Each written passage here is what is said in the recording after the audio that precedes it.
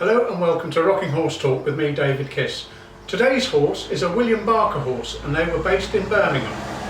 William Barker started in his own right making horses around 1932. Previous to that he was in partnership with another gentleman called Norton, so previous horses might well be referred to as Norton and Barker horses, and they were established in 1921. Prior to that, William Barker's father, Alfred, set up business, I think in the late 1800s. We've got rather a nice picture here of the staff outside the old works, which was taken around 1911. William is third from the left, and this company was based in Rentham Street.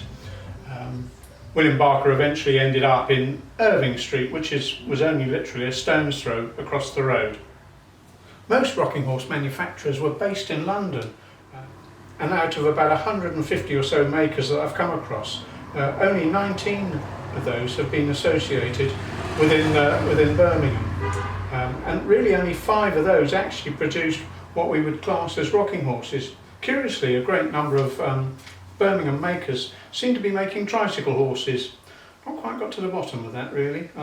That'll need a bit more investigation. Of course, rocking horses were more often than not destined for people's homes, or maybe the odd school, or perhaps the odd hospital. But also they found themselves in some other unlikely situations. There were a couple on the P&O Canton ship. P&O Canton was launched in 1938, but then obviously it was seconded during the war. So the pictures we have here, I'm sure were taken after war, so around 1947. I'm not sure if it's one horse or 2 horses. One is photographed in the first class nursery, and the other one was from the tourist nursery. The horse we have here today is more or less in original condition. We've done a little bit of work to it, stirrup leathers and I think the reins, and generally just tidied up the paintwork, but it gives you a good idea of what they were like possibly when they were produced.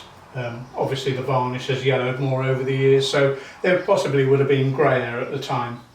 With this particular horse, it's really nice to see that the fact we have the manufacturer's transfer still fits to the stand, so that gives us a really good indication that that's exactly where this horse has come from. And from that we can go on and see other horses that might have lost their label, and obviously then attribute it to the same manufacturer. In 1932, William Barker in an advert said that they were the best known maker of toy horses, which I think is a slightly bold statement to make, but anyway, there we are. They certainly advertised many other things aside just rocking horses, pole horses, push horses, etc. And despite that bold claim, I've not really come across too many horses.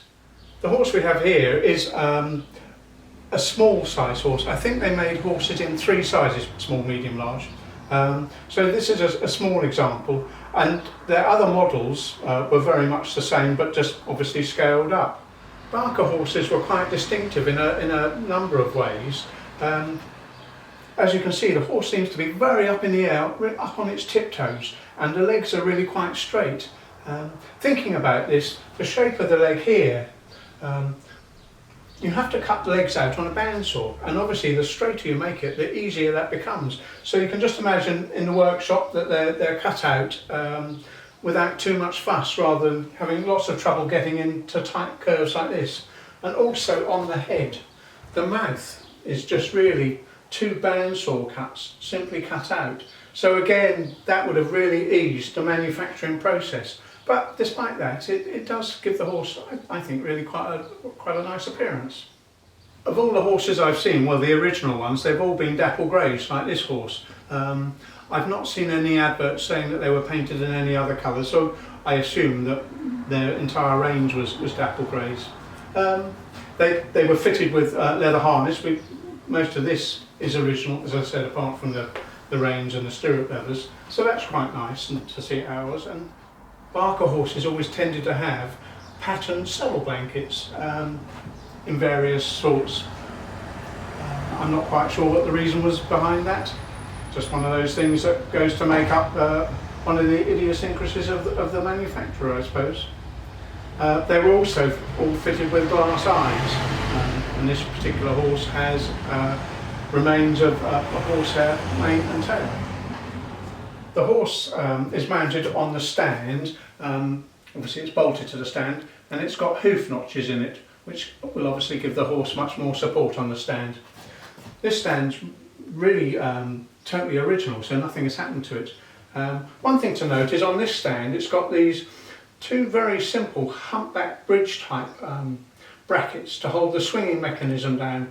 But that wasn't always the case. We've got another horse over here which shows a more regular one bolt and two screw type fittings, which is found on other manufacturers' horses as well.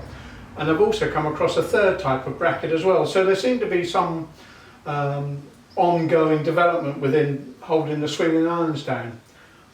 Also, Barker horses are also the swinging iron fitting here is pinned over onto the washer. So unlike other manufacturers, there's no split pin there. The other distinctive feature about the stands is the turn post, and all the examples I've come across have all had this very unusual turning.